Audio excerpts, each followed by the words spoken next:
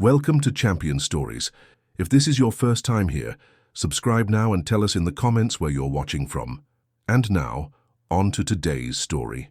The morning sun painted the bustling streets of Manhattan in golden hues as Manny Pacquiao stepped out of his hotel, adjusting the collar of his simple gray jacket. The noise of honking cars and hurried footsteps created a symphony that reminded him how different this concrete jungle was from the quiet streets of General Santos City where he grew up.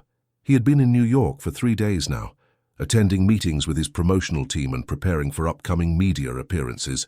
Despite decades of fame and fortune, Manny still felt a familiar unease walking through crowds in foreign cities. The towering buildings seemed to close in on him, making him long for the open skies and warm smiles of home. As he made his way down the sidewalk, his phone buzzed with a text from Jinky asking about his flight home the next day. A gentle smile crossed his face as he typed back, assuring his wife that everything was going well. The simple exchange reminded him of why he endured these business trips.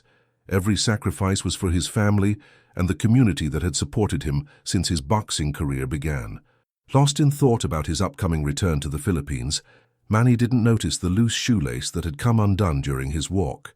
As he stepped off the curb to cross the street, his foot caught the trailing lace, sending him stumbling forward with more force than his compact frame would suggest.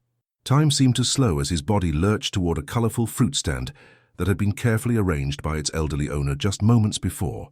The wooden crates, stacked high with oranges, apples, and pears, stood no chance against the momentum of his unexpected fall. With a thunderous crash that echoed off the surrounding buildings, the entire display collapsed in a cascade of rolling fruit and splintering wood. Manny hit the pavement hard, his palms scraping against the rough concrete as he tried to break his fall. The familiar sting of a split lip reminded him of countless training sessions where he had tasted his own blood. But this wasn't the boxing ring, this was real life, and he had just destroyed someone's livelihood. As he pushed himself up from the ground, brushing debris from his clothes, the full extent of the damage became clear. Oranges rolled into the busy street, getting crushed under the wheels of passing taxis. Apples scattered across the sidewalk, some splitting open to reveal their white flesh. The wooden stand, which had clearly been built with care and maintained with pride, lay in broken pieces around his feet. The elderly fruit vendor, a Filipino man in his 70s with weathered hands and kind eyes, stood frozen in shock. His mouth hung open as he surveyed the destruction of what Manny could tell was not just a business, but a source of daily survival. The man's clothes were clean but worn, his stance that of someone who had worked with his hands his entire life.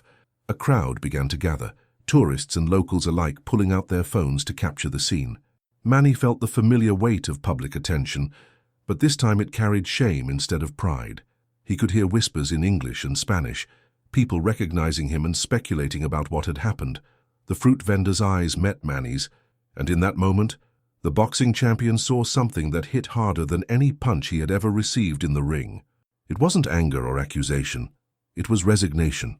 The look of a man who had seen too many setbacks in life and had learned to accept them with quiet dignity. Manny's heart sank as he realized this accident would likely cost the vendor days or even weeks of income, money that someone in his position couldn't afford to lose. The sound of crushing fruit under car tires continued to pierce through the morning air as Manny stood amidst the wreckage, his mind racing with a flood of memories that transported him back to his childhood. He remembered his own family's small sari-sari store in General Santos City, where every peso counted, and a single day's lost income could mean the difference between having dinner or going to bed hungry. The elderly vendor's weathered face reminded Manny of his late father, Rosalio, whose calloused hands had told the story of a lifetime spent working to provide for his family. Those same hands had often trembled with worry when money was scarce, and Manny could see that same tremor now in this stranger's fingers, as the old man slowly knelt to pick up the scattered oranges. Without hesitation, Manny dropped to his knees beside the vendor, ignoring the curious stares of the growing crowd and the clicking sounds of smartphone cameras capturing every moment. His expensive clothes became stained with fruit juice and street grime, but he didn't care. This wasn't about his image or reputation.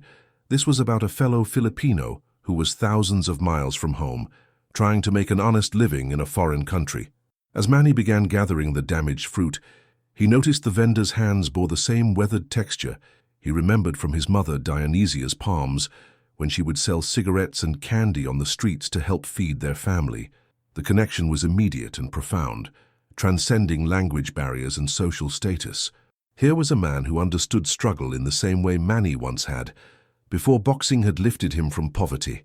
The vendor worked quietly beside him, moving with the practiced efficiency of someone who had spent years perfecting the art of salvaging what he could from life's unexpected disasters. Manny watched as the old man carefully sorted through the fruit, setting aside pieces that were still sellable, despite minor bruises, while reluctantly discarding those too damaged to offer customers.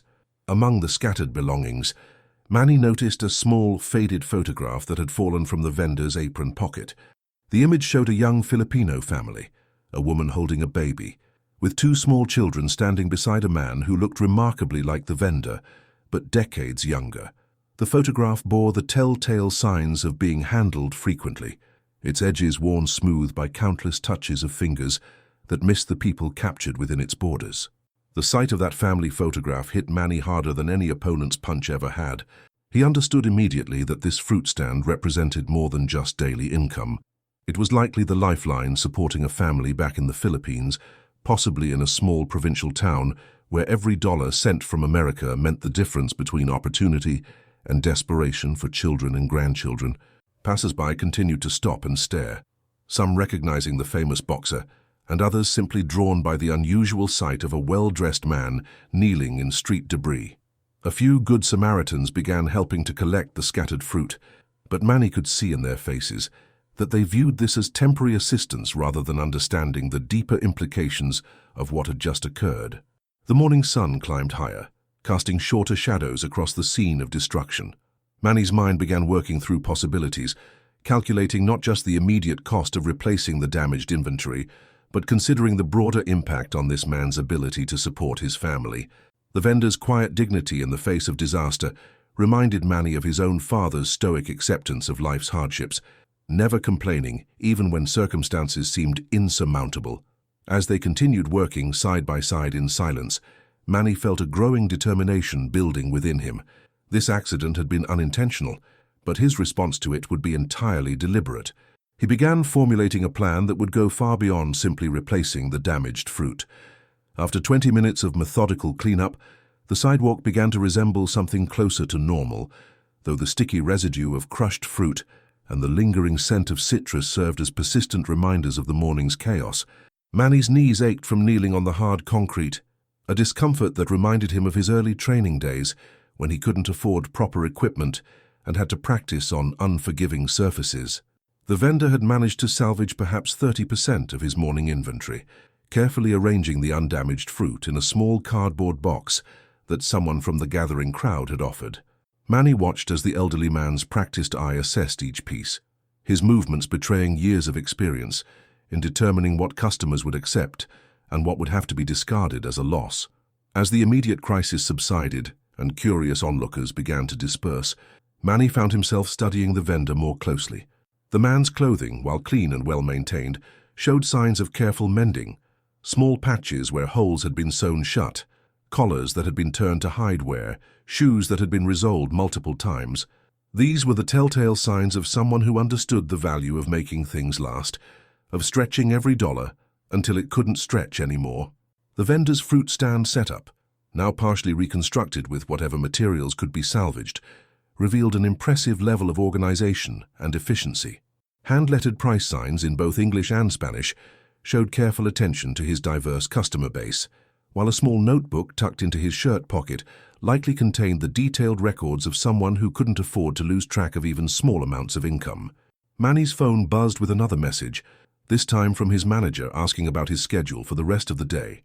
As he glanced at the screen, he caught sight of his reflection in the device's black surface and barely recognized the man staring back at him. His usually immaculate appearance had been replaced by rumpled clothes stained with fruit juice, disheveled hair, and dirt under his fingernails, a stark contrast to the polished image he typically presented to the world.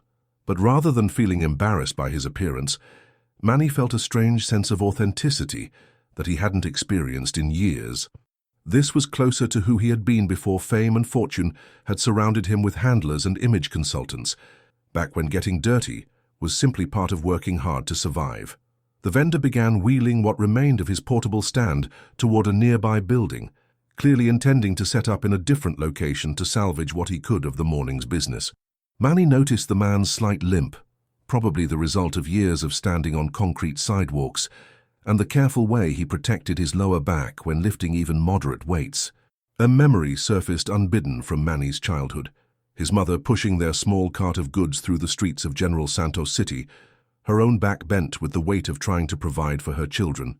The parallel was unmistakable, and it strengthened his resolve to do something meaningful about the situation he had created. As Manny followed at a respectful distance, he began formulating a plan that extended far beyond simply replacing the damaged fruit.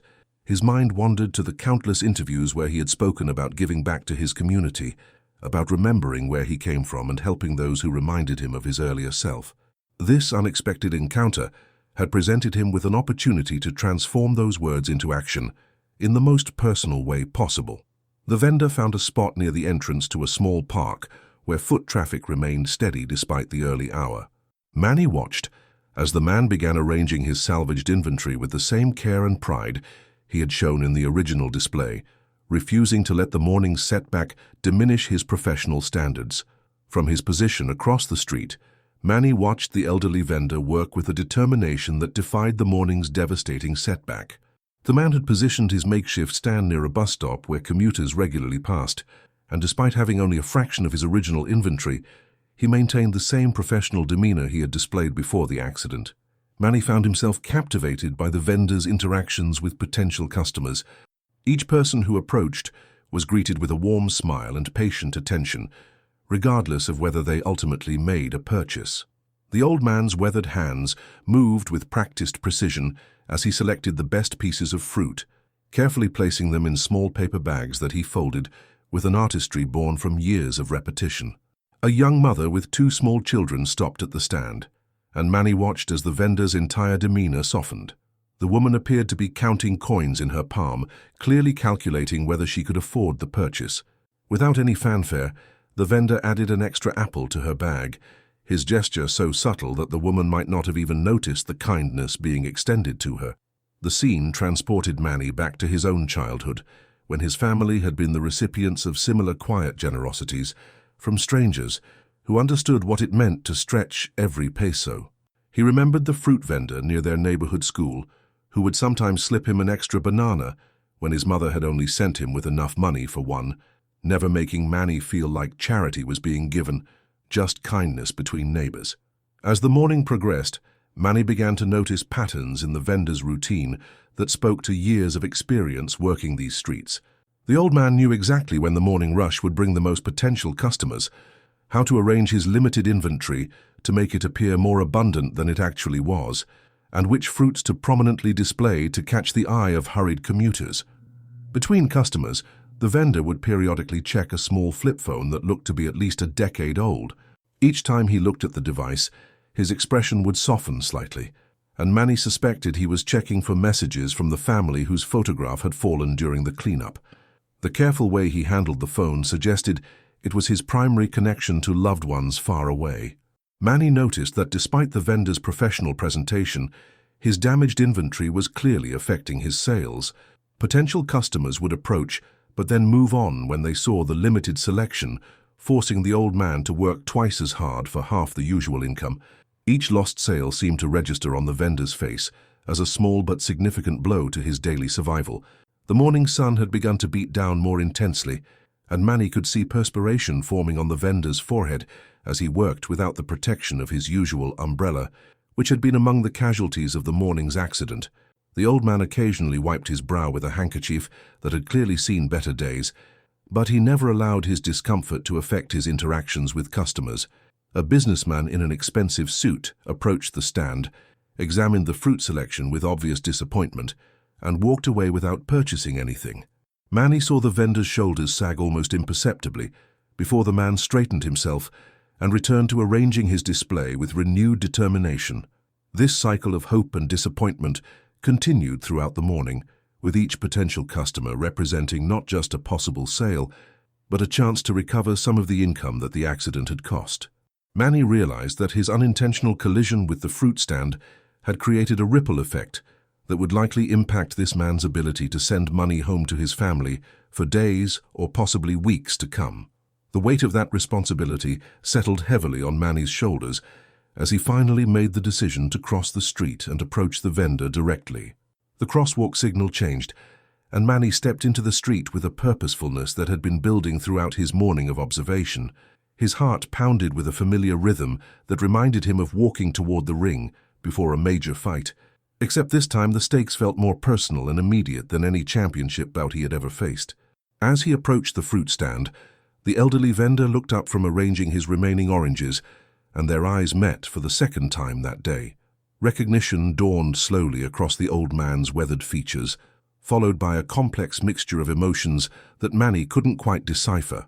There was surprise, certainly, but also something that might have been embarrassment or concern about why the famous boxer had returned.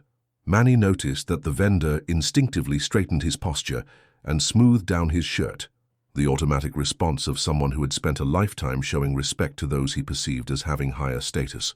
The gesture reminded Manny of how his own father had behaved around wealthy customers at their small store, and it made his chest tighten with a familiar ache of empathy and understanding.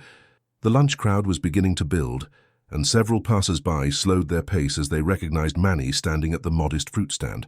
Some pulled out their phones discreetly, while others simply stared with the curiosity that celebrity encounters typically generated. Manny was acutely aware that whatever happened next would likely be captured and shared across social media within minutes. But as he stood there facing the vendor, the potential for public scrutiny faded into background noise. What mattered was the slight tremor he noticed in the old man's hands as he waited to see why the boxer had returned, and the careful way the vendor's eyes darted between Manny's face and the remnants of his morning's inventory. Manny reached into his jacket pocket and withdrew his wallet, a gesture that caused the vendor to take a small step backward. The old man's reaction suggested he was familiar with situations where wealthy individuals offered token payments that were meant more to assuage guilt than to provide meaningful assistance. The wariness in his expression spoke to experiences with superficial gestures that looked generous on the surface, but failed to address the deeper impact of lost income. Instead of simply offering cash, Manny did something unexpected. He pulled out his phone and began taking pictures of the vendor's current setup, the salvaged fruit, and the makeshift arrangement that had replaced the morning's professional display. The vendor watched with growing confusion as Manny documented the scene with the thoroughness of someone gathering evidence or preparing a detailed report. Next, Manny began examining the damaged fruit that the vendor had set aside as unsellable, picking up pieces and assessing their condition with the careful attention of someone who understood the difference between cosmetic damage and actual spoilage. His actions suggested he was calculating something more comprehensive than a simple replacement cost. A small crowd began to gather as word spread that Manny Pacquiao was conducting some kind of business at a street fruit stand. The vendor's discomfort with the growing attention was obvious, his body language suggesting he was torn between gratitude for Manny's presence and anxiety about the spectacle it was creating around his modest business. Manny sensed the old man's unease and positioned himself to partially block the vendor from the curious stares of onlookers. The protective gesture was subtle but unmistakable, demonstrating an understanding of how overwhelming public attention could become for someone unaccustomed to it. The vendor's phone buzzed, and as he glanced at the screen, Manny caught a glimpse of a text message written in Tagalog. Though he couldn't read the specific words from his angle, the sight of his native language on the device confirmed what he had suspected about the man's background and strengthened his resolve to help in a way that would truly matter. Without warning, Manny turned and walked toward a nearby electronics store, leaving the elderly vendor standing bewildered beside his makeshift fruit stand. The growing crowd of onlookers watched with curiosity as the world-famous boxer disappeared into the shop, their phones still recording and their speculation growing louder by the minute. Inside the store, Manny moved with the focused determination that had characterized his approach to every significant challenge in his life. He approached the counter where a young Filipino employee named Angelo was helping another customer, and the recognition in the young man's eyes was immediate and overwhelming. Angelo's hands trembled slightly as he tried to maintain his professional composure while processing the surreal reality of serving one of his childhood heroes. Manny's request was specific and urgent. He needed to purchase the store's most advanced smartphone, along with a comprehensive international calling plan that would allow unlimited communication with the Philippines. But more than that, he needed Angelo's help in setting up the device with specific applications that would enable video calls, money transfers, and access to Filipino news and entertainment. As Angelo worked to fulfill the request, Manny explained in rapid Tagalog that this wasn't for him, but for an elderly countryman who needed better communication with his family back home. The young employee's demeanor shifted from starstruck fan to dedicated collaborator, understanding immediately the cultural significance of what Manny was trying to accomplish. While Angelo configured the phone, Manny made several other purchases that seemed unrelated, but served his growing plan. He bought a portable phone charger, a small Bluetooth speaker, and a protective case that would withstand the daily wear of street vendor work. Each item was chosen with the practical needs of someone working outdoors in mind. The transaction took nearly 30 minutes, during which Manny also arranged for Angelo to program the device with important contacts and applications. The young man worked with an enthusiasm that went far beyond customer service. Clearly honored to play a role in what he sensed was an act of genuine kindness rather than a publicity stunt. Meanwhile, outside the store, the crowd around the fruit vendor had grown larger and more curious. Several people had approached the old man asking questions about his connection to Manny Pacquiao, but the vendor could only shrug and continue arranging his limited inventory with increasing nervousness about the attention his modest business was receiving. A few Good Samaritans had purchased fruit from the vendor during Manny's absence, partly out of curiosity about the situation and partly from genuine sympathy for his obvious predicament. These small sales provided some relief, but the vendor remained anxious about when or if the famous boxer would return and what his intentions might be. When Manny finally emerged from the electronics store carrying a large shopping bag, the crowd's anticipation reached a new level. Camera phones were raised and focused as he walked directly back to the fruit stand, his expression serious and purposeful, in a way that suggested whatever he had planned was about to unfold. The vendor's eyes widened as Manny began removing items from the shopping bag, each purchase clearly chosen with careful consideration for practical utility rather than symbolic gesture. The old man's weathered hands moved unconsciously to his chest, a gesture Manny recognized as the same protective motion his own father had made when overwhelmed by unexpected kindness. As Manny began explaining the purpose of each item through gestures and the few words of broken English they shared, the vendor's confusion gradually transformed into something approaching disbelief. This wasn't the token gesture of guilty conscience that he might have expected, but the beginning of something more comprehensive and thoughtful than he could have imagined possible from a chance encounter with a stranger. As Manny handed the configured smartphone to the elderly vendor, something unexpected happened that transformed the entire dynamic of their encounter. The old man's trembling fingers accidentally activated the video call feature, and suddenly, the small screen filled with the faces of a Filipino family gathered around their own phone thousands of miles away. The vendor's eyes filled with tears as he saw his wife Corazon, his daughter Estrella, and two young grandchildren crowded together in what appeared to be a modest living room in a small provincial town. The family had clearly been waiting for their regular evening call, and their faces showed a mixture of joy and concern as they realized something unusual was happening during their father's workday. Manny watched as the vendor's entire demeanor changed at the sight of his family. The stoic dignity he had maintained throughout the morning's crisis crumbled into raw emotion as he saw the faces of the people for whom every fruit sale mattered, every dollar earned represented hope, and every day of honest work brought them closer to a better future. Through the phone's screen, Manny could see the family's modest circumstances reflected in their surroundings. The walls behind them were made of simple concrete blocks, and the furniture was sparse but well maintained. Despite their obvious poverty, the love between the family members was palpable even through the digital connection, their faces lighting up with genuine happiness at seeing each other. The vendor's wife noticed Manny standing behind her husband, and her expression shifted to curious concern. She had obviously heard about the morning's accident through their previous brief conversation, but seeing a stranger at her husband's side during their precious family time clearly worried her. Her protective instincts were evident even across the vast distance that separated them. Manny stepped back to give the family privacy for their reunion, But he continued observing the profound impact that simple technology was having on this elderly man's emotional state. The ability to see his loved ones' faces rather than just hear their voices had transformed what had been an obligation to check in into a moment of genuine connection and comfort. As the family conversation continued, Manny made several discreet phone calls of his own. He contacted his business manager, his accountant, and finally his personal assistant back in the Philippines. Each call was brief but specific, setting in motion a plan that extended far beyond replacing damaged fruit or providing temporary assistance. While the vendor spoke with his family, Manny walked to a nearby bank branch and spent nearly an hour arranging for a series of international wire transfers. The bank manager, recognizing his famous client, expedited the paperwork with enthusiasm, though Manny insisted that all documentation remain completely confidential. When Manny returned to the fruit stand, the vendor was just ending his video call with his family. The old man's face showed a peace and contentment that hadn't been there before, as if the simple act of seeing his loved ones had restored his strength and resolve despite the morning's setbacks.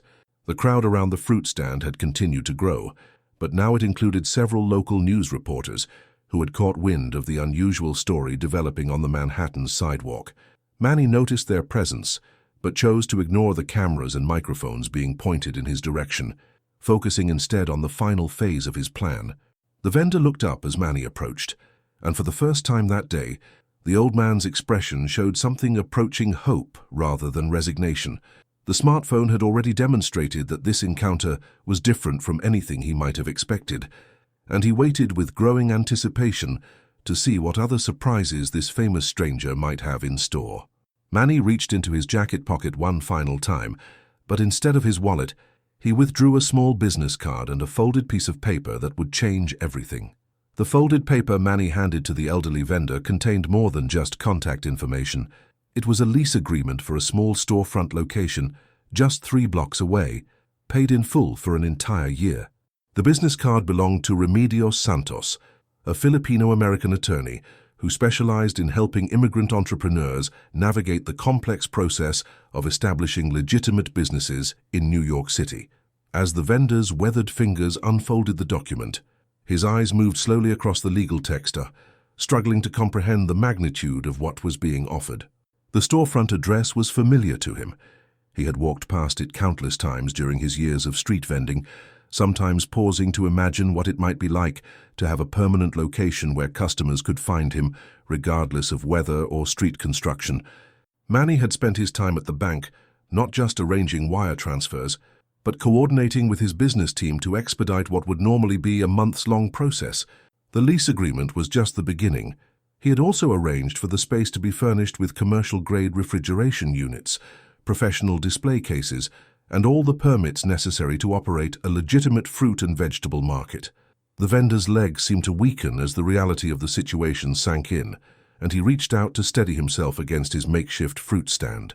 Manny immediately moved to support him, understanding that sometimes overwhelming kindness could be as destabilizing as devastating loss. The old man's hands shook as he held the papers, his lips moving silently as if trying to form words that his emotions wouldn't allow him to speak. But Manny's plan extended even further than providing a permanent business location. The wire transfers he had arranged included funds to stock the new store with premium inventory, money to bring the vendor's wife Corazon and daughter Estrella to New York for the grand opening, and a substantial deposit in a savings account that would ensure the family's financial security for years to come. The crowd that had gathered throughout the morning watched in stunned silence as they began to understand the scope of what they were witnessing. This wasn't a simple act of charity or guilt-driven compensation.